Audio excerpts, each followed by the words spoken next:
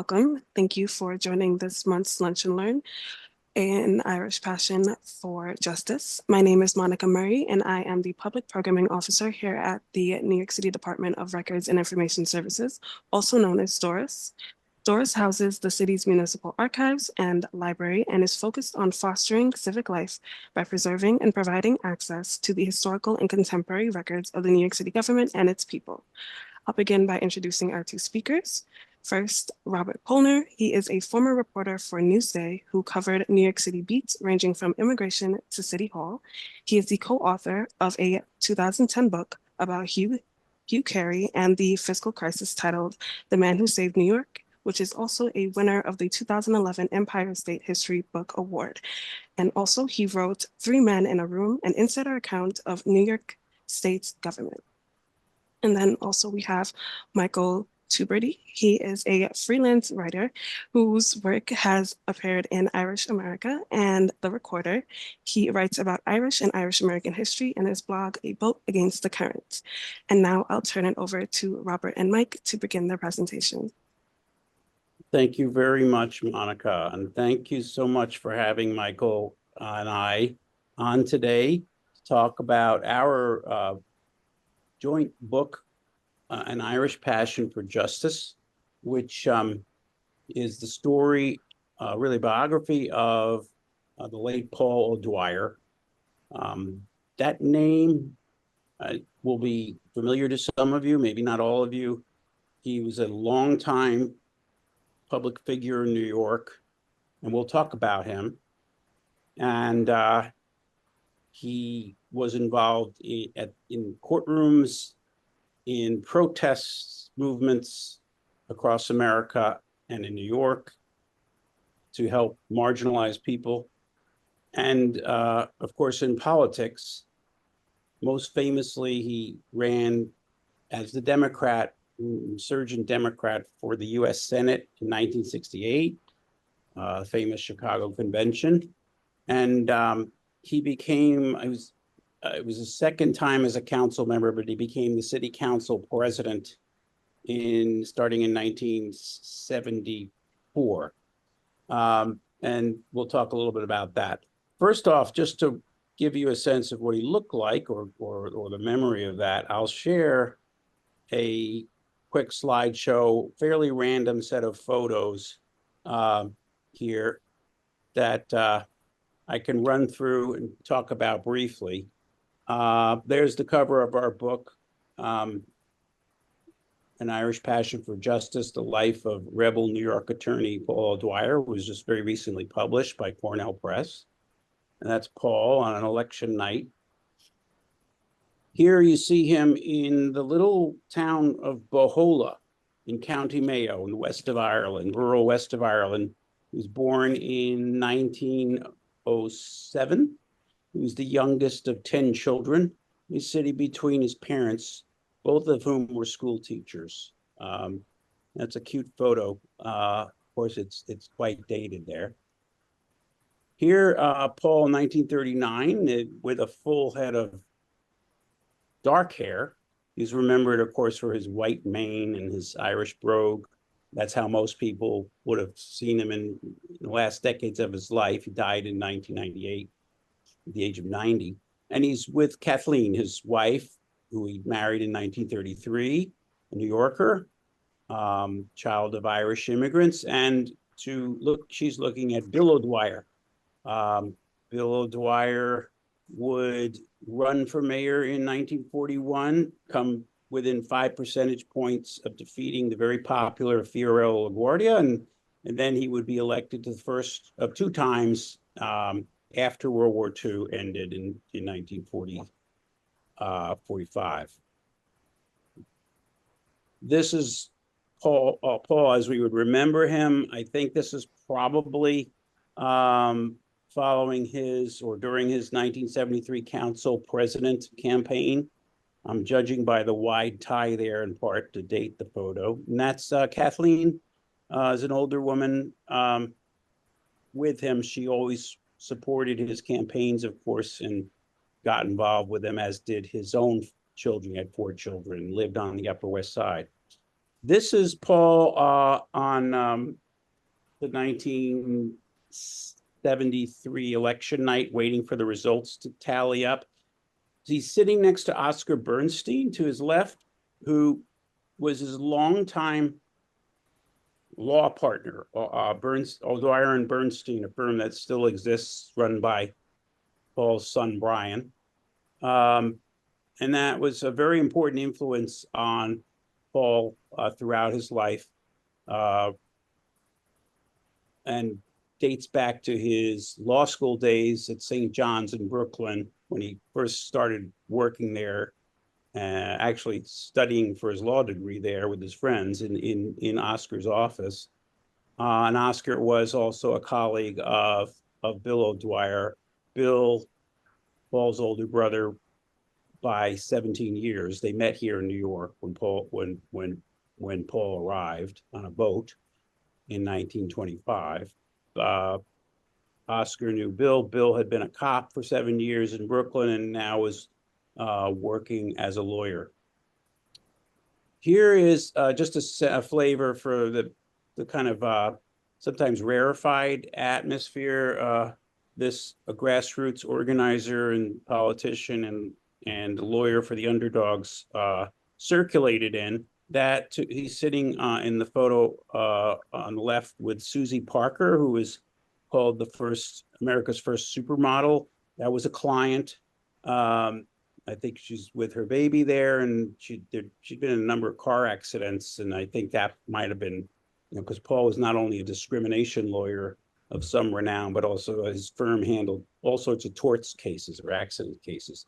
The photo with Senator John F. Kennedy, 1957, at the Irish Institute on the West Side that Paul founded in Hell's Kitchen, kind of a cultural oasis for Irish Americans and others to come together and hear speeches and raise money at dinners for various cultural endeavors in Ireland and in New York. It's one of the many organizations O'Dwyer founded. Here, Kennedy was introduced apparently for the first time as the future president of the United States. Here is Kathleen O'Dwyer, Paul's wife, with Bill O'Dwyer.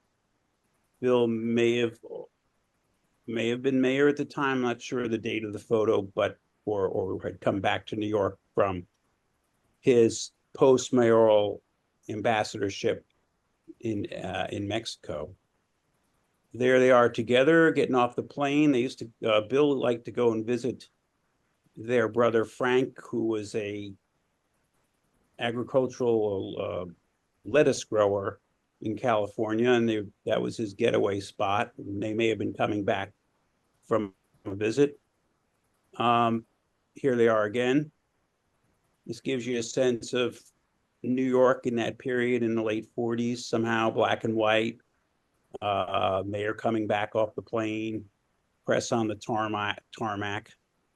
Rob, just 1 second on that one. Yeah. Was this the point when Bill was returning back in order to testify in the Kefauver crime hearings? Quite likely. This may very well be that as ambassador, he was called back to testify in New York at the Kefauver hearings, were quite famous, 1950, to investigate mob influence in local governments. This is a 1948 event at the Waldorf that Paul helped organize. He was known as the Irish Zionist back at the end of the Holocaust in World War II. He was a big supporter of the Irgun, which was a paramilitary led by Menachem Begin in Palestine. And this was an event at the Waldorf honoring Begin, who was kind of a fugitive at that point. And the woman on the left of this photo is the widow of Zev Jabotinsky. Her name was Johanna. Jabotinsky was one of the founders of what became the Irgun. This is, Michael mentioned the Kefauver hearings. It forms a big part of our book because Paul was constantly at his brother's side when he was essentially scapegoated for all the problems of New York, and sort of turned out of office by the Democratic bosses as amid a police scandal in 1950, gets appointed by Truman to be the ambassador to Mexico, and he comes back to New York to testify, believing he would be a friendly witness for this Democratic-led investigative commission of Congress, and ends up becoming a target. And these photos, which I think appeared in the Brooklyn Eagle, capture just how devastating, really permanently, it was for his for Bill's political reputation, the former mayor, and cemented for Paul the idea that the boss system, the smoke-filled room, was not to be trusted. It was not a reliable way to run New York. There's a photo here of Paul on the left. I don't know who the woman is next to him, but this was a visit to New York by Martin Luther King in 1965, a year after the Harlem riots. And Paul was then a Manhattan council member at large, and he sponsored legislation that was designed to create a city minimum wage and to increase the minimum wage for working people. He was very much devoted to the idea of economic uplift for the poor and the working class in New York, as a longstanding member of the left. And he was, of course, a big participant in the civil rights movement, dating back to at least 1963, when he traveled down south to Mississippi to support African-American candidates for office in a very terroristic environment against Blacks, of course, and voting rights and voting participation by Blacks. That's an interesting phase of his career. So he would have interacted with civil rights leaders, including King. I'm not sure of the picture on the right, but this was just a fairly typical moment for Paul, having a press conference, probably with one of his clients or a community activist who was seeking help for issues like hunger and poverty relief in poorer neighborhoods in New York. This picture shows him with his niece. Her name was Joan O'Dwyer. She became with Paul's help, she became a judge in the Queen's courts, an early female jurist in New York courts. And she was the daughter of Jimmy O'Dwyer, yet another Paul O'Dwyer brother, who had died before she was born. I'm sorry, she was the daughter of Jimmy O'Dwyer, who died just before she was born. And Bill and Paul took her under their wing, and this was a proud moment. And Paul interacted. This was when he was council member at large in the mid-60s. Paul interacted with the mayors and was very close to Wagner, as he was other mayors, including late in life David Dinkins, who David liked to call him Uncle Paul. Here's a 1964 photo with the Sandhogs Union members coming off their shift, probably a campaign photo. And even in this photo, you can see the affection he held for the Sandhogs Union, these guys who risk their lives every day to build and repair the water tunnels of the city. And he represented them at several junctures as the union lawyer. This is another interesting case where Paul represented a woman named, I think, Maria Cardona. This is her family. She wanted to vote in city elections, or take the literacy test to vote in her native language, Spanish, and was not allowed under the laws of the state and I believe of the nation. Paul took the case all the way to the Supreme Court and won it there, so that people could could register and take the voter literacy test in their native language. And this is 1968, as I mentioned, Paul winning improbably the Democratic primary. After LBJ had pulled out, decided he would not pulled out, but decided he would not run for president, and Eugene McCarthy came to the fore, and Paul and Eugene McCarthy were close allies in that race. McCarthy, you may remember, was the Dove candidate, the anti-Vietnam War candidate, and Paul was running on an anti-war platform for Senate and did not win against Jacob Javits. This is, I think, also that primary night that's on the cover of our book. This is just a typical kind of late campaign rally that were pretty common. It was in the garment district, and look how many people you would draw thousands of people to these rallies in those years. People would come out. Politics was important. Elections were important, as they still are, as we all know. Paul giving us a barnstorming type stump speech. Here you could see the stress on his face. The 1968 elections were extremely divisive and tumultuous, and there was a lot at stake. And Paul withheld his endorsement of Hubert Humphrey. We could talk about that if we have time, as did Eugene McCarthy, until 2 days before the election, and Nixon won. And here he is, a happier moment with a beam, 1972, Michael, correct me if I'm wrong, or 3 rather, maybe he'd been elected as the city council president and was the honoree at the St. Patrick's Day Parade. Yeah, it was, I guess, early 1974 when he served as Grand Marshal of the parade. Because, yeah, this year would be the 50th anniversary of that. This is a fairly standard campaign on the street shot, as is this. This is worth talking about, and maybe we can pick up on it from here, and I'll end this slideshow. There was a rally in City Hall Park to save the Tweed Courthouse. So one of the great things about talking here today is that, and I'll stop the share there.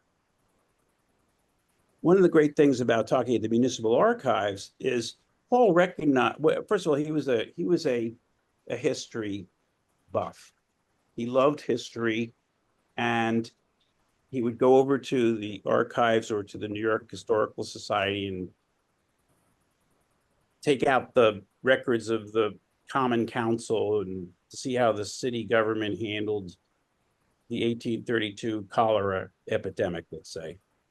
And so he had this fascination with the history of New York. And he, in 1960, I think in the 60s, he was one of the first to recognize or realize that there was an African burial ground around City Hall Park, and starts to flag it to preservationist organizations like the Municipal Art Society. It comes to a head 31 years later when the federal courthouse is being ready to be built right near the new federal court building is being built. And so as part of that, they do some archaeological work, and they confirm that there are bodies there, and that this was because blacks could not get buried in the Trinity Parish going back hundreds of years. This was their burial ground.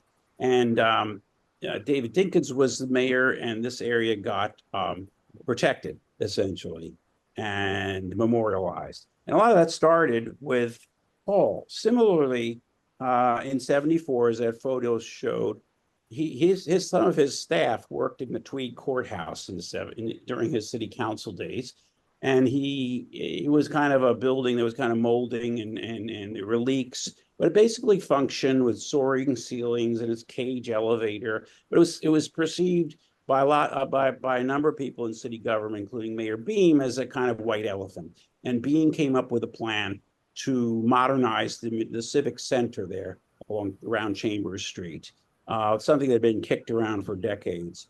Luckily, and Paul got the bullhorn and rallied against it because he recognized the historical importance of that building and its underlying beauty. He said at the preservation rally, you saw a picture of, the builder may have been a crook, meaning Boss Tweed, but if that were the criterion for keeping buildings everywhere, there wouldn't be a single ancient building left in Greece or Rome. So he was a preservationist, and he wanted this history of the city in its architecture to be preserved. And he helped lead that fight that now we still have that building, thankfully, a beautiful building. And it is the home of course, the Department of Education. So that was an indication of how much Paul got involved and cared about history. And during the fiscal crisis, he was, unfortunately for him, the council member during all that rush with near bankruptcy that the Beam administration went through during a recession. He made sure that and in its aftermath, he made sure that the municipal archives would be protected. His brother Bill, as mayor, had reconstituted a commission devoted to setting up a division of archives within the city government back in '48. Of course, he knew that, and he kind of picked it up from there and fought hard for to establish and protect funding for the archives, and also to establish what exists to this day, and I guess on some level was helping put on this presentation financially, was he set up an archival society so that people could donate money privately to he basically helped save the archives. And I think that's one of many legacies that he had for as a city leader, a low-powered city leader. There isn't a city council president anymore, it's the speaker. The city council was, and to some extent still is, known as a rubber stamp for the executive branch, but he managed to do interesting things with it. Another thing that comes to mind is he created an ombudsman office within the city council office. So people who had trouble getting through the bureaucracy, and there was no 311 system then, obviously, no public advocate office, could call his office, and he had a staff, and he would run down their complaints about heating or rats or police brutality.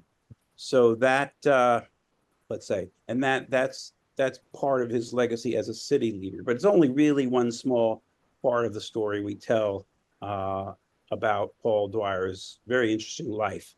Now, Michael, maybe you could talk a little bit about his life. So yeah, and such. Sure. One thing, just as a quick sidelight, and add to what you were saying with the Tweed courthouse, it was almost a blessing in disguise that the proposal by Beam came up during the fiscal crisis, because Beam's own proposal, some people thought, was actually as much of a financial overrun as the original courthouse. And so they then looked at more seriously, I think, at Paul's idea for preserving it and at far more cost-effective way. And luckily, the courthouse was, in addition to being historically important and architecturally beautiful, it also was, relatively speaking, physically sound, I guess, at that point. Not as bad as it could have been, certainly. So, and for those who don't know, the Boss Tweed built it in the 1860s into the 70s, maybe, and with cost overruns, using federal money to pay kickbacks of maybe 50 times the original price of maybe 250,000 in that day, maybe, which would be about 10 million today. So it was an incredibly crooked deal. So it carries that stain and that reputation to this day. And that was the reason I read that quote from Paul. He didn't care about that. He wanted the building preserved for its beauty. And it was, with all that overspending, which was horrendous, that the New York Times exposed at the time, it was incredibly well built. Yeah. And then following up what you were mentioning about Paul's childhood and youth in Ireland, he did come from a big family, as you mentioned, Rob, and both his parents were school teachers. And his father, Patrick, was actually a schoolmaster. And that affected him in two ways, principally because of his father's clash with local Roman Catholic cleric who controlled the governance and hiring policies at the school. And Patrick, Paul's father, was a pioneering labor union organizer for teachers association there, and was constantly clashing with the cleric. So I think from that point of view that Paul, number one, developed his longtime affinity for labor unions, number one. Second, it also increased his skepticism toward what he regarded as arbitrary authority. And he did have some skepticism about the influence of the Roman Catholic Church. His own children were raised as Catholic, but I think he did, certainly in the case of Cardinal Spellman, among other clerics, he did look skeptically at how they exerted, I guess, the church influence in mid-century New York.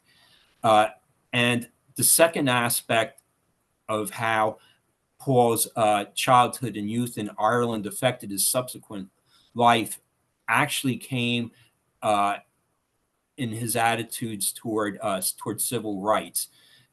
In Paul's childhood, Ireland was breaking out into the War of Independence, and the British, to try to stop it, recruited auxiliaries known as the Black and Tans, who were named that way because of their uniform. And when Paul was a witness to their deprivations around the countryside, which involved arson, rape, shootings, things of that sort. And years later, when people would ask Paul how he, as someone even born in Ireland, would really be so interested in the struggle of African Americans in the South, what he said was that he likened the struggle of the civil rights activists in Mississippi, for instance, people like Fannie Lou Hamer, whom we saw earlier in that picture. He likened them to what Irish were experiencing with the Black and Tans in terms of the terror that was spread in the countryside. So those major aspects of his life, the union activism, the skepticism toward arbitrary authority, and civil rights, all sprang up from his youth growing up in Ireland. Yeah, it's interesting to think about his history, and we write about it, and how it so conditioned his experience as an immigrant. I don't think it's that unusual. He had both a love of the Irish diaspora that came through. His positions were often to the left of the direction the Irish diaspora in America was moving. as it became more successful, kind of in his eyes, almost complacent about the problems in Ireland, particularly when the Troubles began in the north of Ireland. He was very key to that and very involved in the process that led to the Good Friday Agreement that settled the violence of the sectarian violence in the north of Ireland. I wanted to say one thing though quickly about history too that just occurred to me that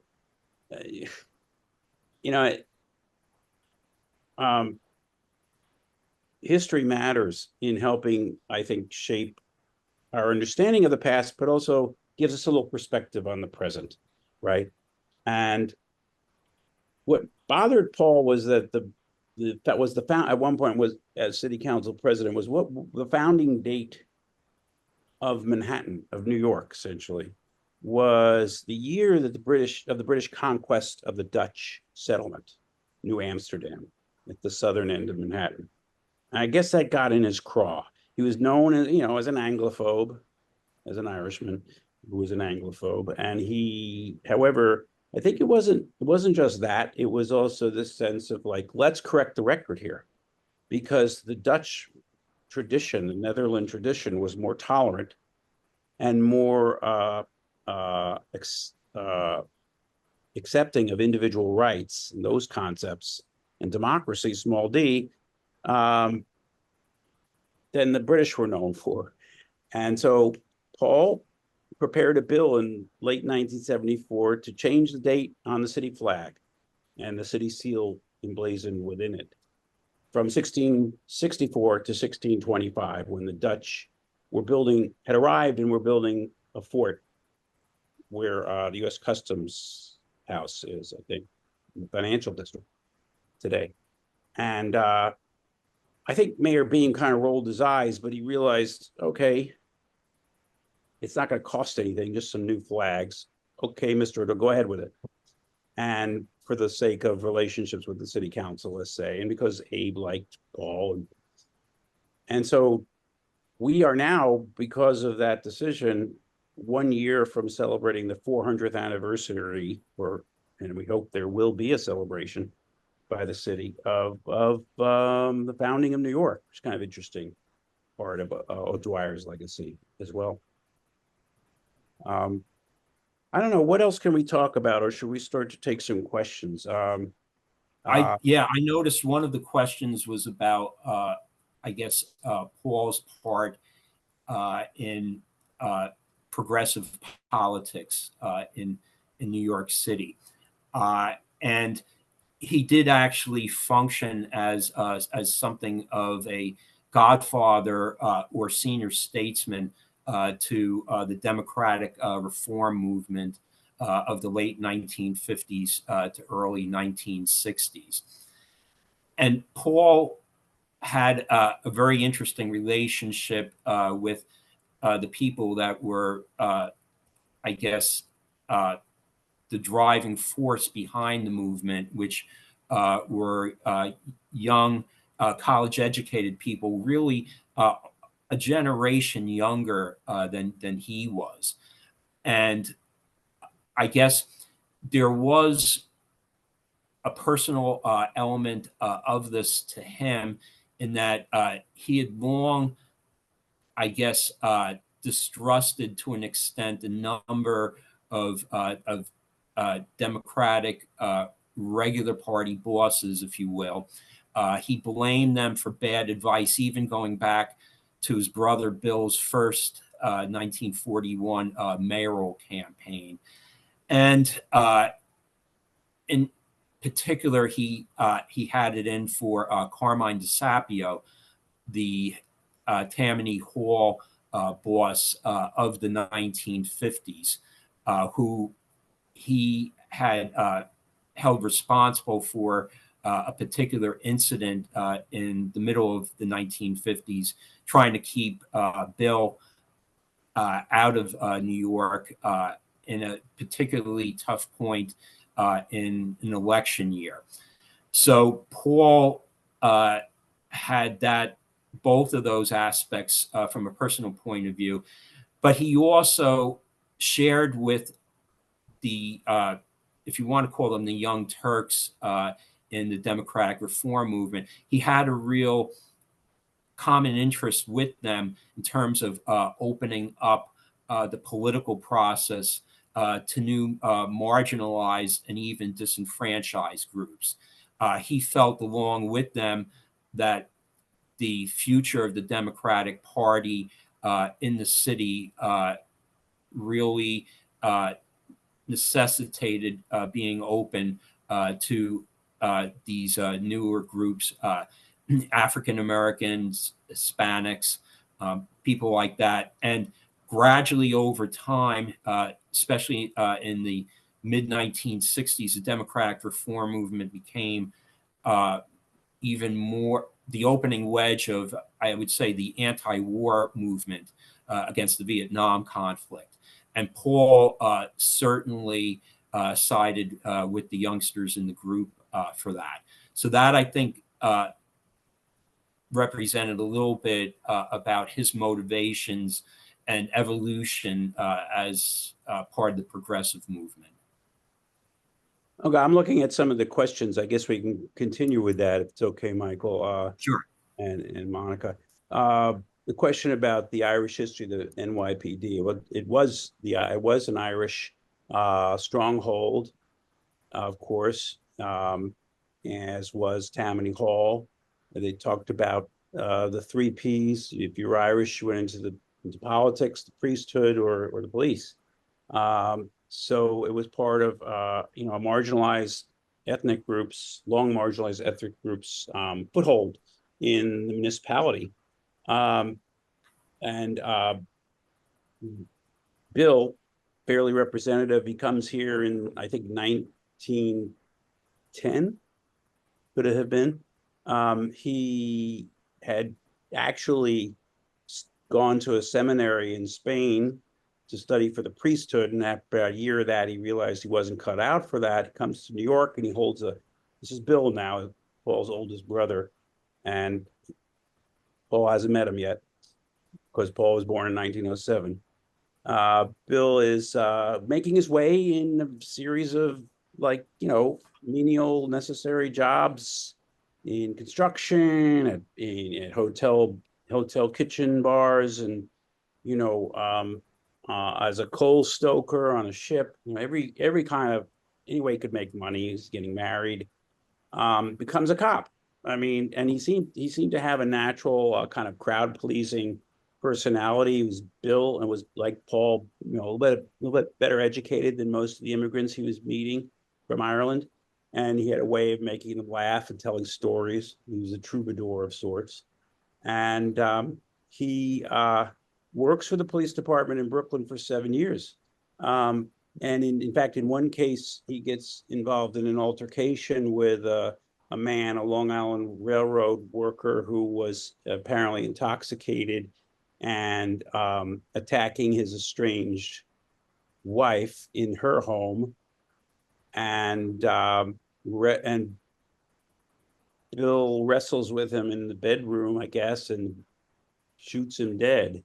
So he had that kind of police background, and Bill was a major supporter of the police department, even to the point of, to his detriment as a mayor, defending the police when a huge scandal involving gambling money going into the envelopes and into the pockets of everyone from the patrolmen to the highest ranks of the police department. This is the Harry Gross scandal. And while that scandal is mushrooming and Bill was defending the police department and its low pay at the time, he was ushered out by the Tammany bosses, who found him inconvenient, into his second term. So Paul also had a great respect, of course, for the police department, and many friends who were police officers, and of course his brother. But he, in the context of the police brutality that and apathy, indifference in Harlem that was going on, that set the stage for the Harlem riots in '64, he had no problem, Paul, with a Lindsay's proposal for a majority civilian advisory complaint review board and advisory boards of the police department. Interestingly, that went to referendum, and the voters voted it down by a margin of 2-1, overwhelmingly. They did not want to let the police lose any power over the communities. 2 weeks before that referendum vote, that really showed how racially tense and divided New York was a year after the Harlem riots. Paul, and this is mentioned, we go into this in the book, Paul had was a civil rights attorney now of note. You see Ben Crump now in the South defending victims of police violence. Paul has started to have that kind of reputation, and when a young man, actually, I think he was a 15 or 16-year-old black teenager named Ernest Galashaw from East New York, was arrested during a kind of racial skirmishing and call it a race war on the streets of East New York one night in July of 1966. The community leaders turned to Paul to represent Ernest, who maintained he was at home at the time the gun went off and felled fatally an 11-year-old black boy. Police arrested Ernest Galashaw, and he went on trial, and the evidence was very faulty, and the jury acquitted Ernest. He went back to school instead of going to jail. And it was considered a much celebrated victory for civil rights and racial rights. And, Dwyer, as with so many other things, was at the center of it. So he also, he didn't have a problem with I think with the Lindsay proposal that most of the voters did. And he also supported, he had the ombudsman unit of the city council office to field questions that might come up about police mistreatment of civilians. And he believed, and I think pushed a bill, didn't succeed, for a residency requirement that new police in the future live in the city that they patrolled. Thought that would improve police community relations. That proposal has come and gone over the years from other politicians, but it's never really gone anywhere. But might be an idea for people to think about again.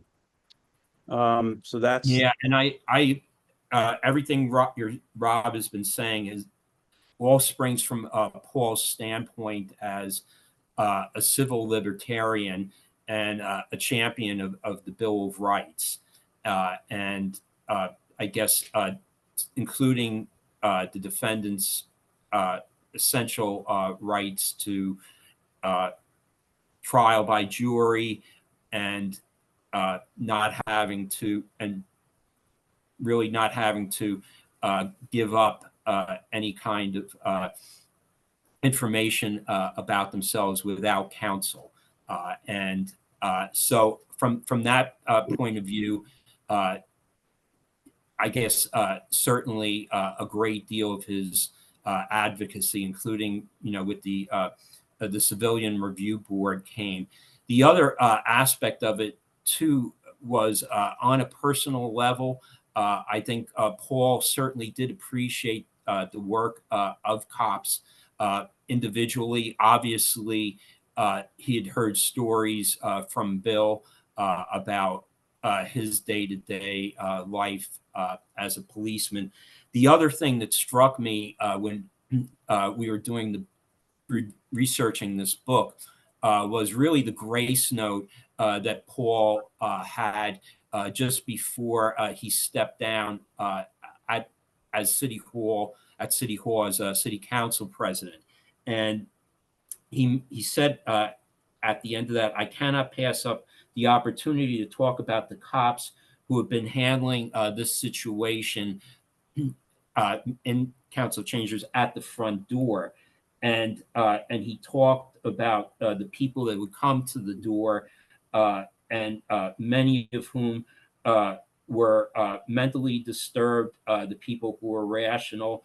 We can treat them with kindness, with understanding, or we can treat them in a fashion that would betray our own traditions.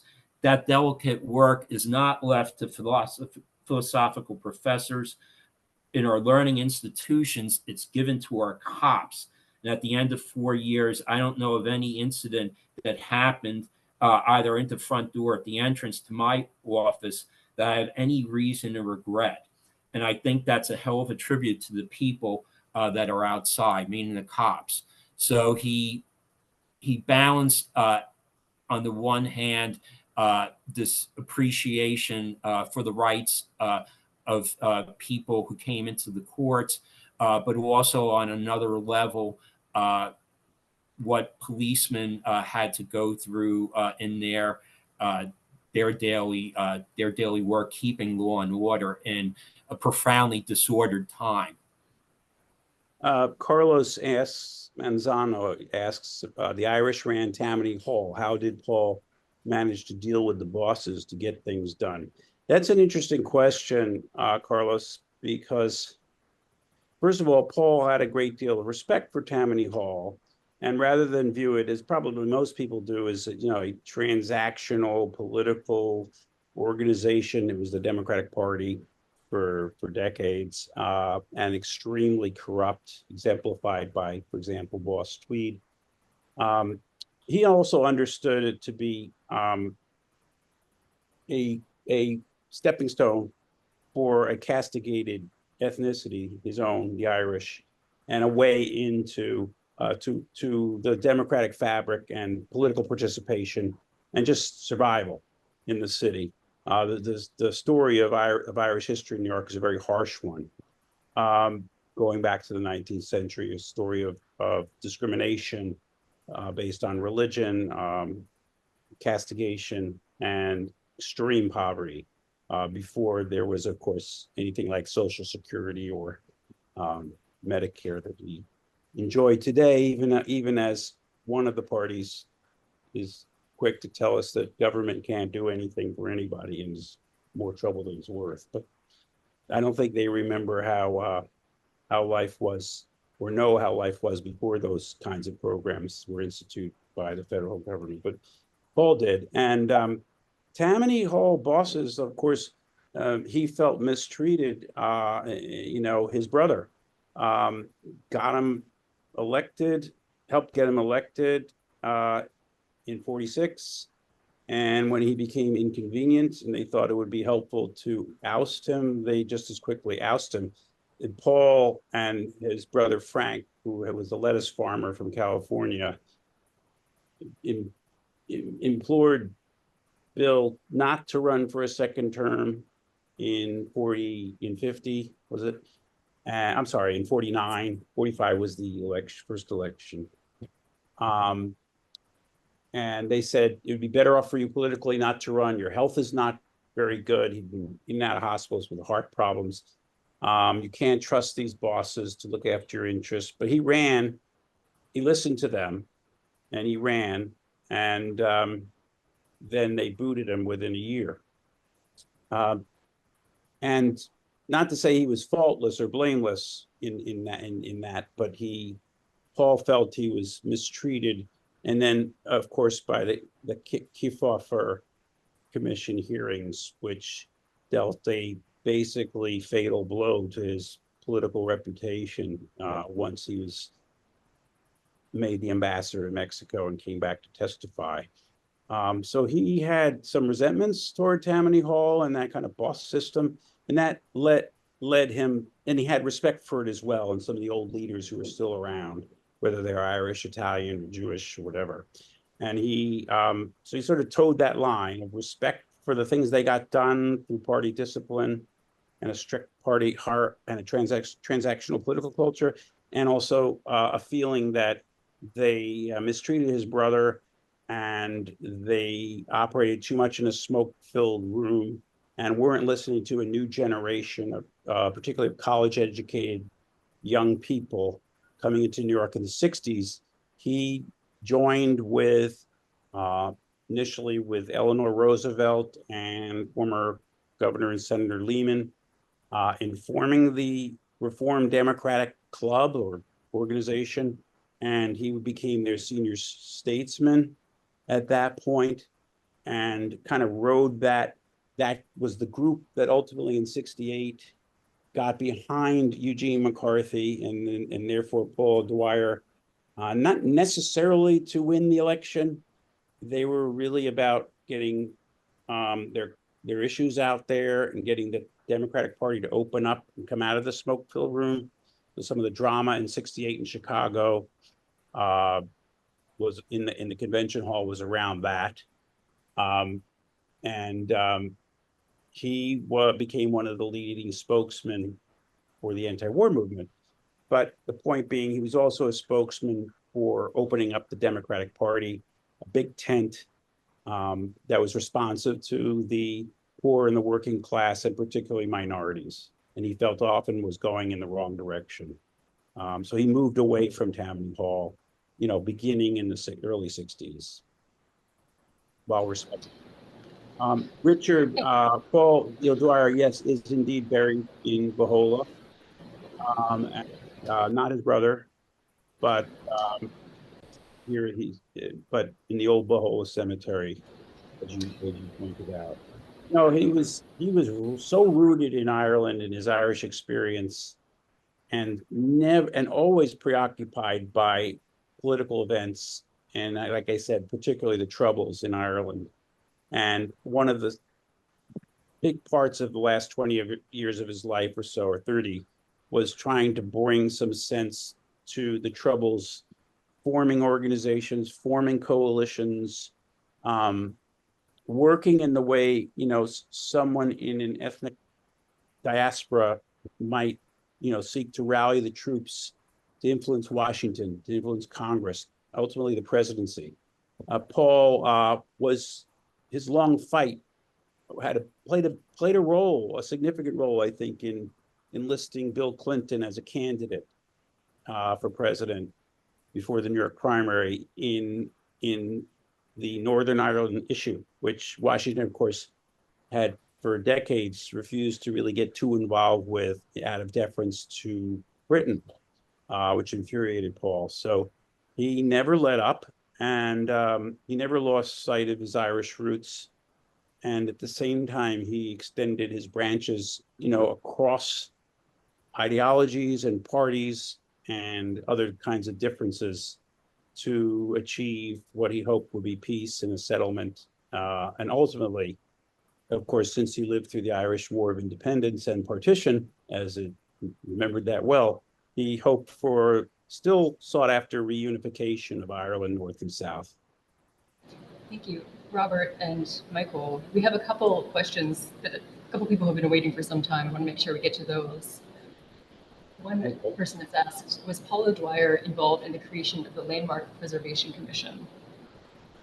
And to follow that, so you can think about this, what would you say is the lasting impact and legacy of Paul Dwyer, especially given how much has changed in our city since his passing?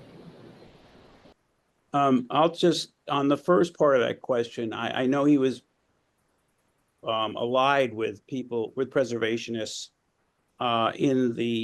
in causes like the shock and indignation that followed the destruction of the old Pennsylvania station, which was a beauty, and out of which came ultimately the creation of a landmarks commission. So he was on their side, but I don't recall seeing anywhere that he was, central to that battle. Like, for example, Jackie Onassis was. And then the second part of that question, I don't know if you want to address that, Michael. Sure. The second part was about what Paul's response would be to today's politics. I think the first aspect would be that Paul was anything but a bomb thrower. He was absolutely civil to even political opponents like William F. Buckley Jr., that he whose policies he basically deplored at multiple levels. But on a human basis, he would, joke with him, and they even, as jokes, traded with each other. I guess people that had sent each candidate hate mail. They said this would be somebody that might you might want to recruit as a potential voter, and I think at the other aspect of this, he was about building alliances, as Rob mentioned, reaching out to people that one would normally not expect. That would not only be people at the conservative end of one's own party, but also to Republicans like Peter King, who he reached out to for, I guess, building up, advocacy for, Irish self-determination in Northern Ireland.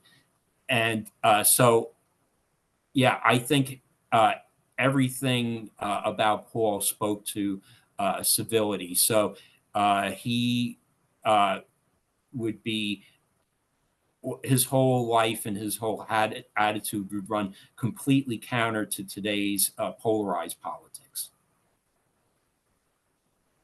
By the way, yes, Jackie O, as Mitchell points out, was involved with saving Grand Central, not the Pennsylvania station, but the you're right about that. But the preservationist movement in New York, I think, dates back to that, the destruction of Pennsylvania Station, in a way, and created some of the momentum later on.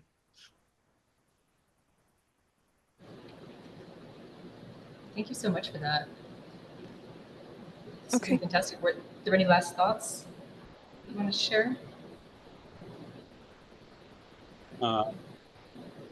Just trying to get one of these questions we might have missed if we have time. I think there's one about Paul's advocacy for the Zionist movement. Right, and it's interesting to discuss. One thing to realize is that coming out of World War II and the Holocaust in America, there was really bipartisan, tremendous support for a Jewish state. So he viewed from his lens here in the United States, he viewed the Jewish cause as essential for the survival of the Jewish people following the Holocaust, and as did Republicans and Democrats, left and right, at that time.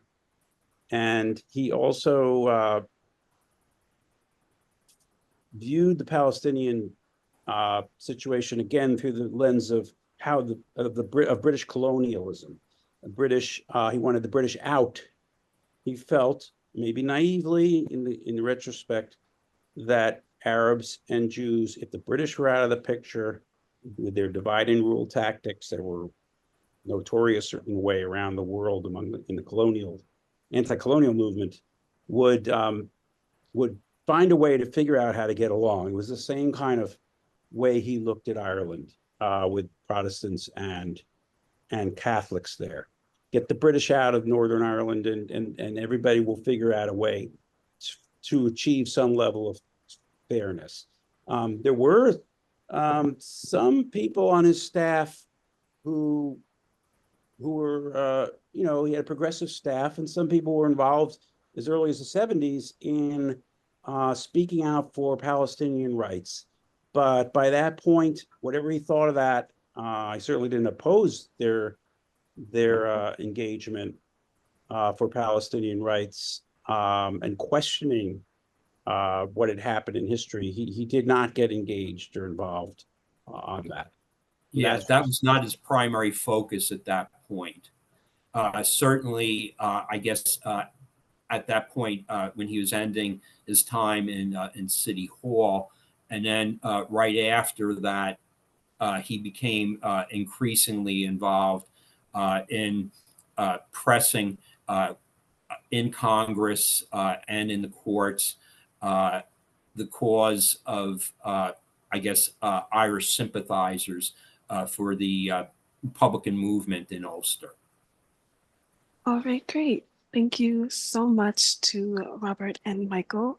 I think we are a little past our time, but I wanted to extend my thank you for agreeing to do this lunch and learn and to share all the experience and research that you had on Paula Dwyer. We posted a couple links in the chat for a link to purchase their book, as well as if you want to learn more information about Doris, as well as join our mailing list, you can do that as well.